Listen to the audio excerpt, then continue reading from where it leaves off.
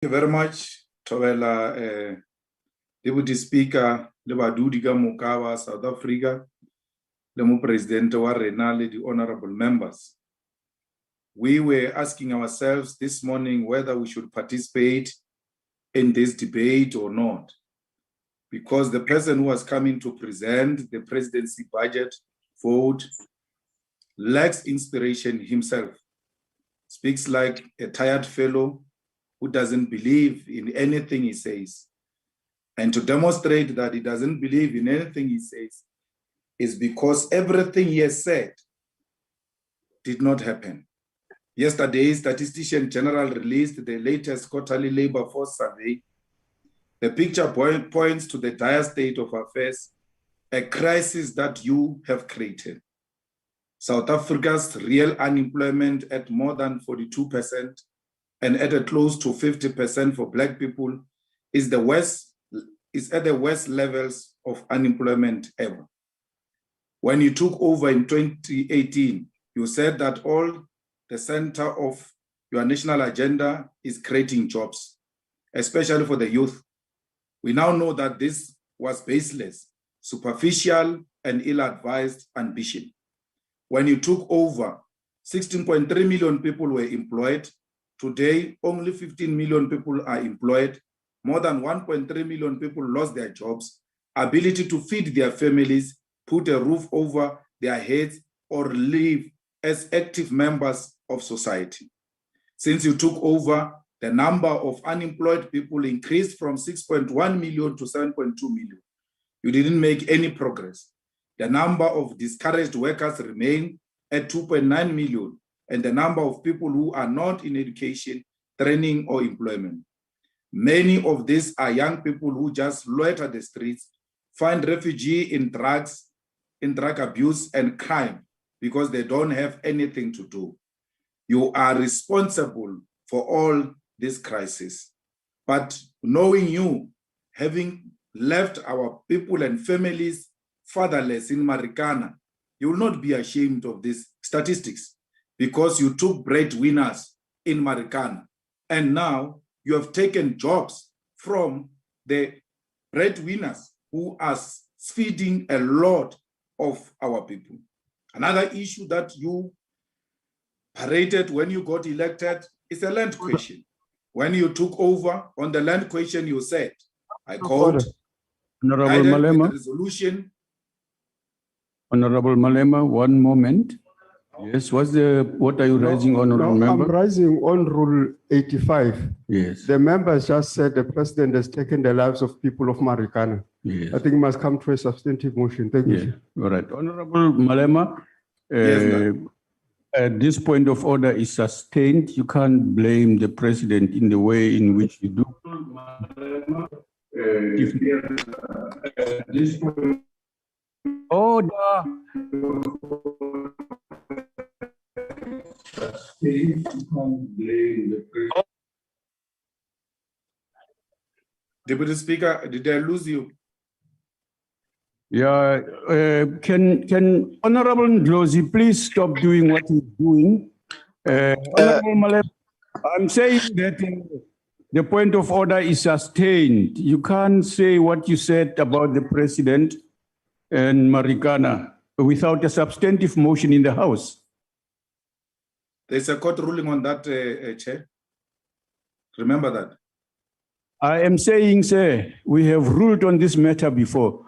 In the House, you have to bring that with a substantive motion, whether it's in the court or outside, anywhere in a book, quoted.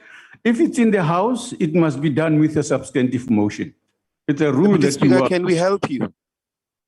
No, I don't need your help, Honorable Ndlozi, and stop doing that, talking without being asked to talk. You didn't ask for permission to talk in the first place. May I request permission to speak, Deputy Speaker, with the greatest respect? No, I've asked a question from the honorable member, and so he's going to respond to me.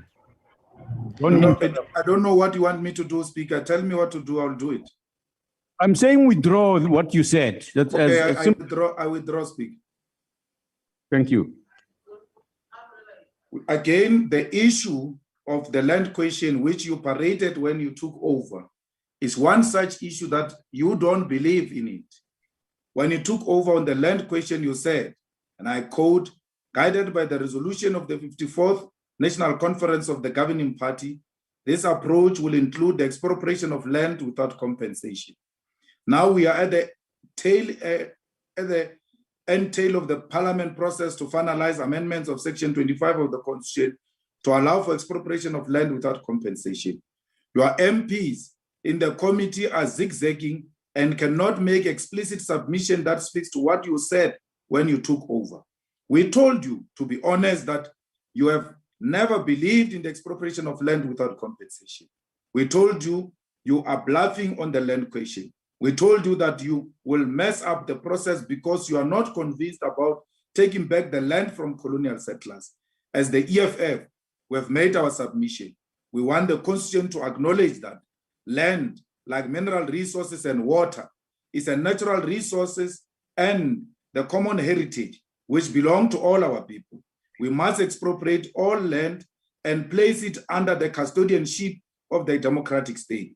Custodianship is not the same as nationalization. When we talk about nationalization, the state takes control of whatever asset and the state uses whatever is nationalized for the collective benefit of the population. However, when we talk about the custodianship, the state does not take the land to use it. Instead, the land is only in the state custody as a conduit or to facilitate for people to access land. With the land in the state's custody, we'll have a strong, clear, confident legislation on land tenure to protect our people from corrupt and scrupulous officials. We are not talking about expropriation of houses. People continue to have full rights to their own homes and other properties built on the land. With the land in the hands of the state, people will apply for the land they want to use it, or if they can't use it, then allow others who can use it to do so. This is the most practical way to address the land question and ensure that even those who want to invest in businesses with security can do so with certainty. We are already doing this in special economic zones. We have said many times before, and we'll repeat it here, that we as the EFF will not vote for a sellout amendment which still speaks of compensation.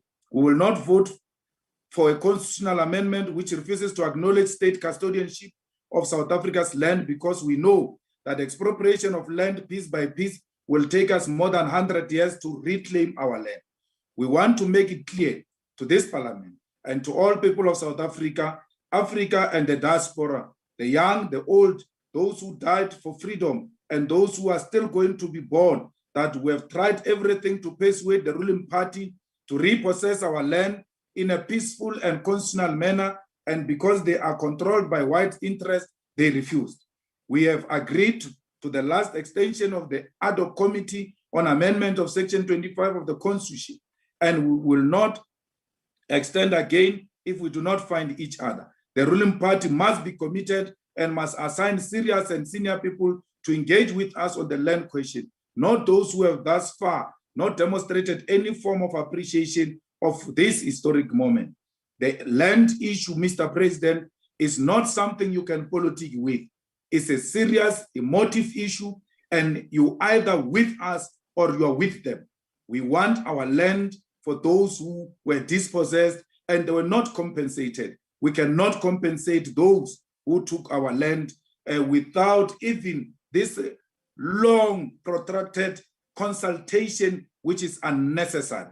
President, when you appointed your trusted confidante, Jamnandas, as Minister of Public Enterprise, we want you. We told you that you will collapse the minimal strategic capacity of the state to rebuild its capacity.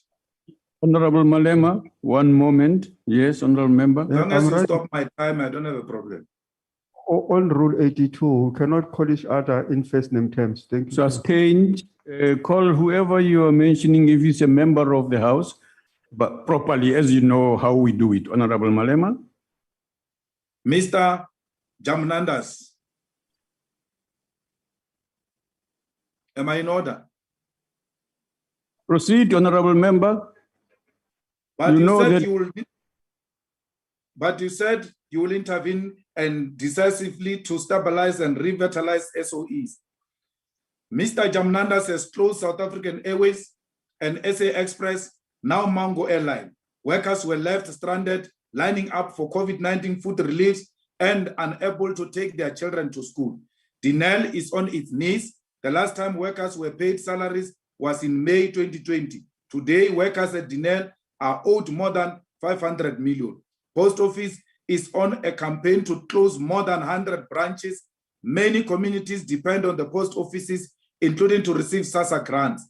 The post office in the many villages and township is in the window through which our people interact with government. People are going to lose their jobs, and old grannies and young single mothers will have to spend high amounts on transport trying to reach the next post office. We therefore demand not even one office of the South African Post Office should be closed, because such will make our people poorer. If you could bail out SAA and the SABC, you must immediately put money to save the post office, because it is on the cold face of providing basic services to our people. You are privatizing Eskom through independent power producers. These IPPs continue to bleed Eskom of its cash. You are aware that the collapse of Eskom, because of the size of its debt, spells problems for all of us, including fiscals, but you continue to gamble with these assets in the bond market. The unbundling of Eskom will cost our country more than 500 million, and knowing how you handle business, this amount will be multiplied by 10 to 5 billion. And we said to you several times, that do not unbundle Eskom. You are unbundling Eskom because you are hell-bent on privatization of energy generation, which primarily will benefit the people and companies associated with you in the past and present, like Siriti, which has been given an regional coal contract of more than 60 billion to supply Majuba power station. In October 2020, the National Treasury rejected Eskom request to extend the South 32 Siriti contract and told Eskom to contract. Eskom, a contract could not be increased without testing the market, but we are told that the contract was extended for another 4 years, increasing the contract by 33%, daylight corruption. You have removed a capture tendency and replaced it with a capture tendency to allow corruption and collapse of Eskom and other state-owned enterprises to continue. Why is no one held accountable for load shedding that has become a common occurrence? You keep saying you want to rebuild the state and government capacity. How are you going to do it when you are dismantling it at all? Your energy policy is problematic. In Sona, you said you intend to decommission coal power stations by 2050, while our government is in the middle of constructing the most expensive coal power station, Medupi and Kusile. Mr. President, South Africa's energy policy has to focus on mixed energy resources, including coal, renewable energy, liquefied natural gas, and nuclear. South Africa's government must form strategic partnership with countries that have proven track record on nuclear energy, and not only focus on West for solution. If China, Russia, Turkey, and the countries in the Emirates have superior technology on extracting electricity from nuclear or from gas, let us build strategic partnership with them and not blindly follow the West misguided on energy policy. Earlier this year, you promised that government will deliver a mass COVID-19 vaccination program that will reach all 60 million South Africans. But we know that your government has mismanaged the rollout program. Only 0.8 of the population has been covered. The population is today fully vaccinated. This is less than 500,000 people. The minister you have entrusted with the COVID-19 rollout is busy looting money through unnecessary public relations, while nurses and doctors do not have access to vaccine. The over-dependence on West countries is part of the reason your government has mismanaged the whole rollout. President, Honorable Malema, there's a point of order. Yes, Honorable Member. Chairperson, I'm raising on Rule 85. The Yes. member has just said the Minister of Health is looting the resources of the Yes. state. Honorable Malema, Substantiate. sustained. You know you can't do that. Honorable members, I'm not talking to you. I'm talking to Honorable Malema. Can you keep quiet whilst we are doing a ruling? If it happens to you, you won't like it. Absolutely. Honorable Malema, you know you can't do that, and you know how to do it if you want to do it.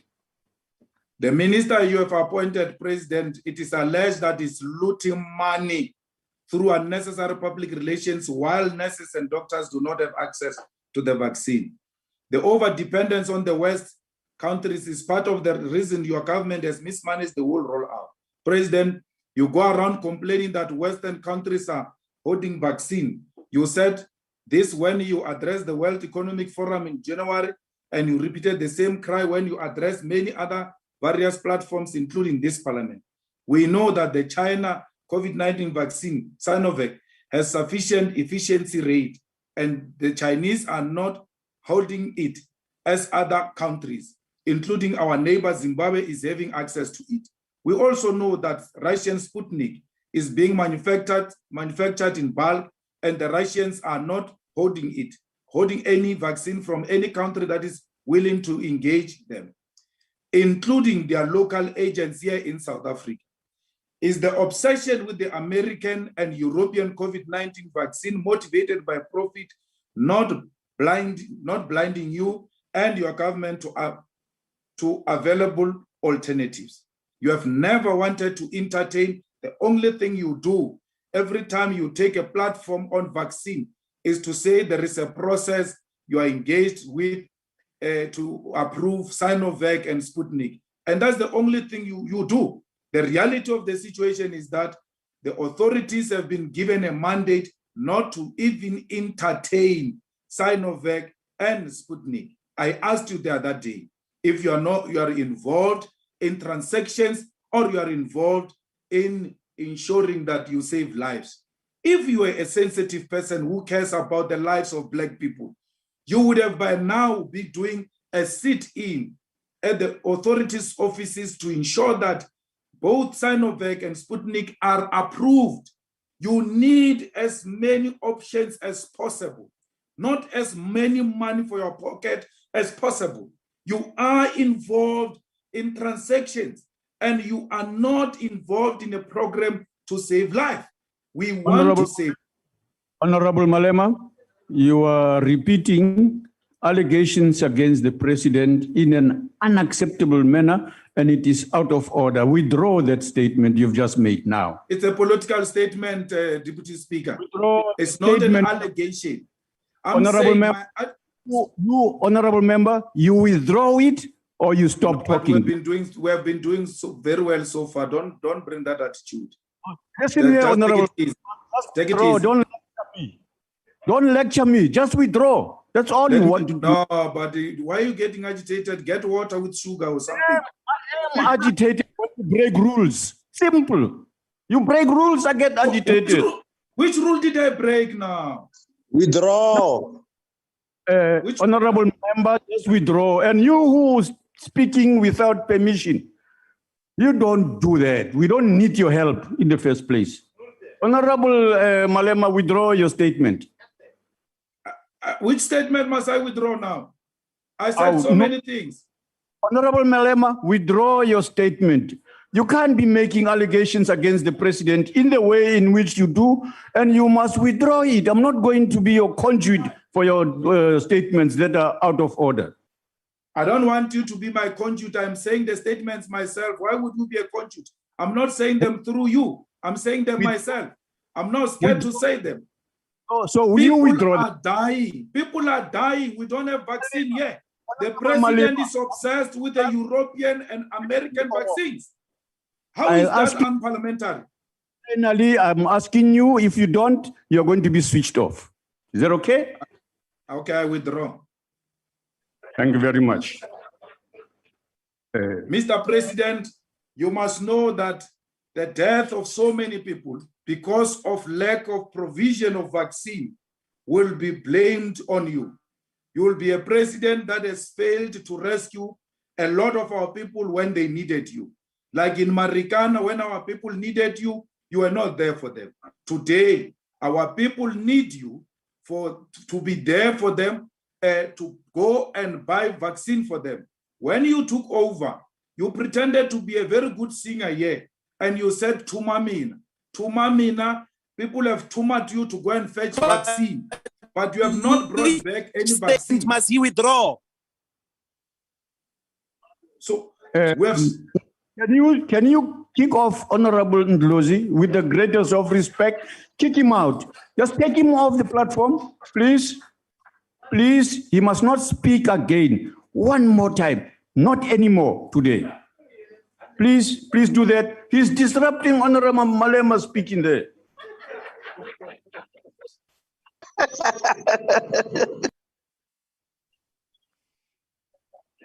Can I proceed, Speaker? Proceed, Honorable Malema. Mr. President, there is an emergence of an abuse of power. The same thing we saw.